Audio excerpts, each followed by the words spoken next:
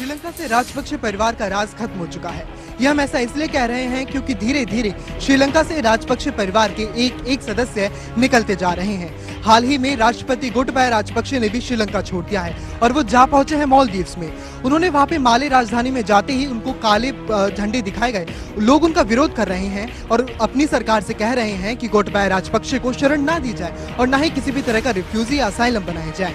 ऐसा इसलिए भी कहा जा रहा है क्योंकि श्रीलंका में गोटबाया के देश छोड़ने के बाद से लगातार प्रदर्शन हो रहे हैं। एक तरफ कहा जा रहा था कि गोटबाया जब अपना इस्तीफा दे देंगे तब ये जरूर शांति देखने को मिलेगी, लेकिन अभी तक गोटबाया राजपक्षे ने राष्ट्रपति पद से अपना इस्तीफा नहीं दिया है।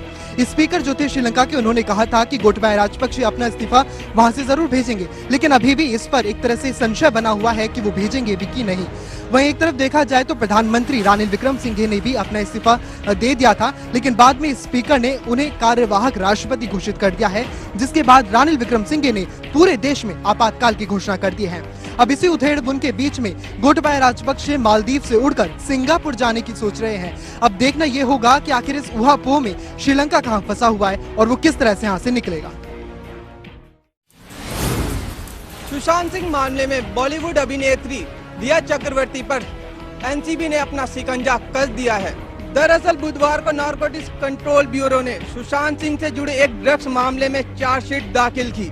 इस चार्जशीट में एनसीबी ने आरोप लगाया है कि दिवंगत बॉलीवुड अभिनेता सुशांत सिंह राजपूत की कथित गर्लफ्रेंड दिया चक्रवर्ती ने अपने भाई सहित कई अन्य आरोपियों से ड्रग्स खरीदकर सुशांत सिंह को दी। एजेंसी द्वारा दायर चार्जशीट में 2020 में सुशांत सिंह की आत्महत्या के बाद शुरू की गई हाई प्रोफाइल जांच में रिया और 34 अन्य लोगों को आरोपी के रूप में नामित किया गया है। वहीं एनसीबी ने आरोपों में दावा किया है कि अभिनेत्री दिया चक्रवर्ती ने अपने भाई शोविक समेत सह आरोपियों से कई बार गांजा भी लिया था और उसे सुशांत सिंह राजपूत को दिया था। साथ ही सभी आरोपियों ने एक दूसरे के साथ मिलकर या समूह में मार्च 2020 और दिसंबर 2020 के बीच आपराधिक षड्यंत्र रचा ताकि वे बॉलीवुड में ड्रग्स बेच सके। प्रदेश में कानून व्यवस्था और भ्रष्टाचार के मुद्दे पर हरियाणा कांग्रेस के विधायक दल ने चंडीगढ़ में बुधवार को हरियाणा के राज्यपाल से मुलाकात की। पूर्व मुख्यमंत्री भूपेंद्र सिंह हुड्डा और हरियाणा कांग्रेस के अध्यक्ष उदय भान के नेतृत्व में कांग्रेस के विधायक राज्यपाल से मिले। राज्यपाल को ज्ञापन देने के बाद भूपेंद्र सिंह हुड्डा ने कहा कि प्रदेश में खराब कानून व्यवस्था और भ्रष्टाचार के मुद्दे पर राज्यपाल को ज्ञापन दिया है। हुड्डा ने कहा कि प्रदेश सरकार कानून व्यवस्था पर ध्यान नहीं दे रही है और भ्रष्टाचार भी चरम पर है। इसके साथ ही भूपेंद्र सिंह हुड्डा ने खेदड़ के मामले में मृतक किसान के परिवार को नौकरी देने और उचित मुआवजा देने के साथ साथ दर्ज मुकदमे वापस लेने की भी मांग की है। काबिले गौर है, हरियाणा में करीब 6 विधायकों को धमकी मिल चुकी है, जिसके बाद प्रदेश में कानून व्यवस्था पर कई दिनों से लगातार सवाल उठ रहे हैं। महाराष्ट्र के पूर्व सीएम उद्धव ठाकरे ने राष्ट्रपति चुनाव में एनडीए की उम्मीदवार द्रौपदी मुर्मू को समर्थन देने का ऐलान किया है, जिसके बाद एमवीए में दरार पड़ती हुई दिख रही है। शिवसेना प्रमुख की ओर से लिए गए इस निर्णय पर एनसीपी और कांग्रेस ने सवाल उठाए हैं। पूर्व मंत्री बाला साहेब थोराट ने फैसले पर हैरानी जताई है। उन्होंने कहा कि शिवसेना प्रमुख ने यह फैसला लेते वक्त कोई विचार विमर्श नहीं किया। उद्धव ठाकरे के द्रौपदी मुर्मू को समर्थन देने के इस ऐलान से महाविकास अघाड़ी में खलबली मच गई है। एमवीए के बाकी दोनों साथी यानी कांग्रेस और एनसीपी विपक्ष के राष्ट्रपति उम्मीदवार यशवंत सिन्हा का समर्थन कर रहे हैं। शिवसेना प्रमुख के निर्णय पर महाराष्ट्र कांग्रेस के नेता बाला साहेब थोराट ने सवाल उठाते हुए कहा कि शिवसेना एमवीए का हिस्सा है, लेकिन उसने इस निर्णय को लेते हुए कोई विचार विमर्श नहीं किया। राष्ट्रपति चुनाव में द्रौपदी मुर्मू को समर्थन देने के फैसले को एनसीपी ने शिवसेना का निजी फैसला बताया है। एनसीपी नेता जयंत पाटिल ने कहा कि पहले भी शिवसेना का राष्ट्रपति के चुनाव में उनका निर्णय होता रहा है। ये पार्टी का अपना निर्णय है, इसमें एनसीपी की कोई भूमिका नहीं है। वहीं शिवसेना नेता संजय राउत ने कहा कि एनडीए की उम्मीदवार द्रौपदी मुर्मू को समर्थन देने का मतलब बीजेपी को समर्थन देना नहीं है। पासपोर्ट बनवाने के कार्य को सरलीकरण करने के लिए विदेश मंत्रालय ने एक अहम फैसला लिया था, जिसमें कहा गया था कि हर लोकसभा क्षेत्र में एक पासपोर्ट कार्यालय सेवा केंद्र खोला जाए। उसी के तहत 12 नवंबर 2018 को नारनौल के मुख्य डाकघर में इस पासपोर्ट सेवा केंद्र को शुरू किया गया था। यहाँ पर इस समय 40 लोगों का अपॉइंटमेंट ऑनलाइन होता है जो यहाँ पर पासपोर्ट बनवाने के लिए आते हैं। यहाँ आने वाले लोगों से हमारी बातचीत हुई। उन सब का मानना है, कहना है कि यहाँ उन्हें बगैर किसी परेशानी के तमाम जो प्रक्रिया होती है पासपोर्ट बनवाने की, उनसे वो गुजरते हैं, किसी तरह की उन्हें कोई परेशानी नहीं होती। जबकि अब से पहले दिल्ली या गुड़गांव में पासपोर्ट बनवाने के लिए जाते थे तो उनका पूरा दिन लगता था और काफ़ी परेशानियों का सामना भी उन्हें करना पड़ता था।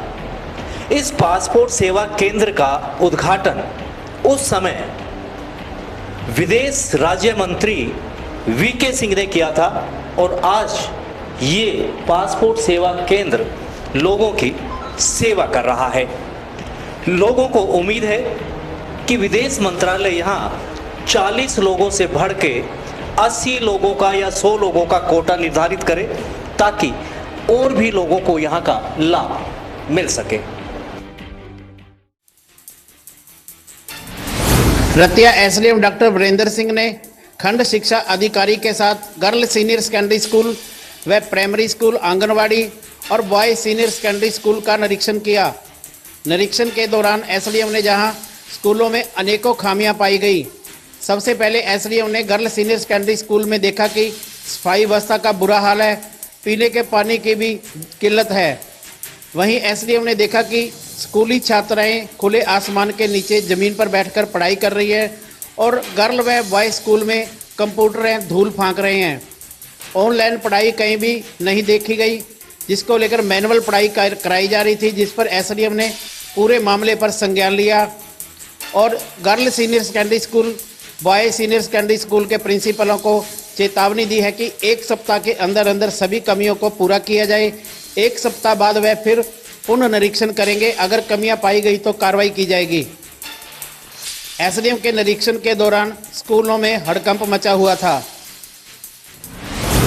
समय पर तनख्वाह ना मिलने व 2014 से ईपीएफ ईएसआई के पैसों का पता न चल पाने के कारण आज नगर परिषद के कर्मचारियों ने भिवानी में धरना दिया। उन्होंने जोरदार प्रदर्शन किया। उनका कहना था कि तनख्वाह न मिलने के कारण उनको घर चलाना काफ़ी मुश्किल हो रहा है। उनका कहना था बच्चों की पढ़ाई भी बाधित हो रही है, स्कूलों की फ़ीस वो समय पर नहीं दे पाते, जिसके कारण काफ़ी समस्याओं का सामना उन्हें करना पड़ता है। उनका कहना था कि नगर परिषद के चेयरमैन को, जो पिछले चेयरमैन थे, उनको भी कहा था और अब जो नए चेयरमैन बने हैं उनको भी वे लोग कहेंगे, क्योंकि कल शपथ ग्रहण समारोह भी होगा, उसके बाद उनसे भी मुलाकात करेंगे। उनका कहना था अधिकारियों से भी मुलाकात कर चुका है, लेकिन तनख्वाह जो है उन्हें नहीं दी जा रही, जिसके कारण काफ़ी समस्याओं का सामना उन्हें करना पड़ रहा है। उनका कहता है अगर ऐसा ही चलता रहा तो आने वाले समय में वो अपना आंदोलन और तेज़ करेंगे और इसी मजबूती के साथ वो खड़े रहेंगे। उन्होंने मांग की है कि जल्द से जल्द उनके वेतन जो है वो दिए जाएँ। पूरे प्रदेश सहित मंडी जिला में भी बारिश का दौर लगातार जारी है। मौसम विभाग की माने तो 16 जुलाई तक मौसम ऐसे ही बना रहेगा और विभाग ने पूरे प्रदेश में येलो अलर्ट जारी कर दिया है।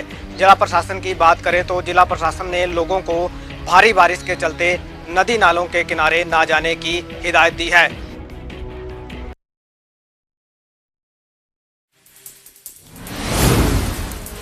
कल हुई युवक की हत्या के मामले में पुलिस की कार्यप्रणाली पर नाराज परिजनों ने बाबरा मोहल्ला के फोगाट चौक पर मृतक अभिषेक के शव रखकर जाम लगा दिया।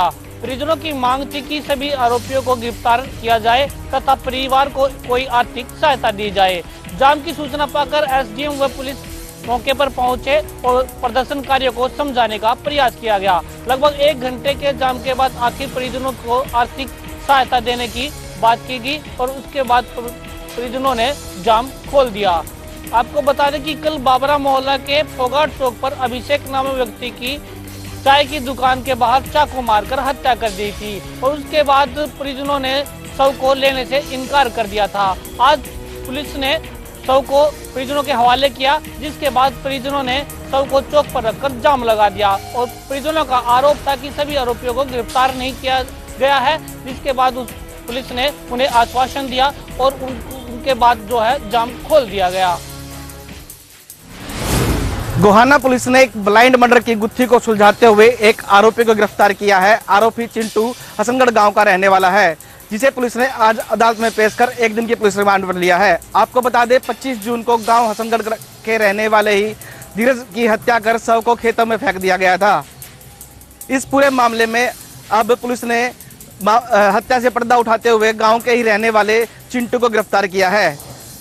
मामले की जांच कर रही गोहाना की एएसपी निकिता खट्टर ने बताया कि 24 जून को जो है चिंटू और धीरज के बीच किसी बात को लेकर कहासुनी हो गई थी। इसी बात की रंजिश रखते हुए चिंटू ने धीरज की गला घोटकर हत्या कर दी और शव को खुर्द-बुर्द करने की नीयत से गांव के खेतों में फेंक दिया। जहां पुलिस ने कल देर शाम चिंटू को गांव से ही गिरफ्तार कर आज अदालत में पेश कर 1 दिन की पुलिस रिमांड पर लिया है। पंजाब के एजी पर हमले की हुई घटना ने एक बार फिर गांव कोंड को सुर्खियों में ला दिए हैं। बता दें कि 13 वर्ष पूर्व भी कांग्रेस नेता राहुल गांधी पर हमला किया गया था, पत्थरबाजी की गई थी। उस समय भी राहुल गांधी ट्रेन से दिल्ली की तरफ जा रहे थे। बताया जाता है कि जिस प्रकार से कल देर शाम ये घटना घटी है वो वाकई ये एक निंदनीय है। जिस प्रकार से बताया जा रहा है कि पंजाब एजी अनमोल रतन सिद्धू जो दिल्ली से चंडीगढ़ की तरफ जा रहे थे, उस समय किसी असामाजिक तत्व ने कोंड रेलवे स्टेशन पर पत्थर मार दिया। पत्थर बोगी पर लगा, उस बोगी में पंजाब एजी मौजूद थे। उन्होंने चंडीगढ़ में जाकर उच्च अधिकारियों से इस बारे में शिकायत की है। शिकायत मिलते ही पूरा पुलिस प्रशासन हड़कंप में आ गया और देर रात ही पुलिस प्रशासन ने सर्च अभियान शुरू किया है। बता दें जिस प्रकार से यह कोंड गांव में पत्थरबाजी की दूसरी घटना है, उसको लेकर ग्रामीण कहीं ना कहीं सख्ते में है। ग्रामीणों का कहना है कि जिस प्रकार से ये घटना घट रही है वो कहीं ना कहीं एक निंदनीय है। ग्रामीणों का साथ ये भी कहना है जिस प्रकार से गांव कोंड में पुलिस प्रशासन का पहरा रेलवे स्टेशन पर नहीं रहता और वहाँ असामाजिक तत्व बैठे रहते हैं और वो आपस में कई बार पत्थरबाजी वगैरह भी इत्यादि करते रहे। इसके साथ ही नशे का गढ़ भी गांव रेलवे स्टेशन जो कोंड है वो बनता जा रहा है। ग्रामीणों का कहना है कि हालांकि यह एक अचानक की गई घटना है, लेकिन पुलिस प्रशासन इसे पूरी तरह से गहराई में देख रहा है। पुलिस प्रशासन पूरी तरह से जांच में जुटा हुआ है कि किस प्रकार से यह घटना घटी है और इसके लिए दोषी कौन है। पुलिस प्रशासन पूरी तरह से जाँच पड़ताल कर रहा है।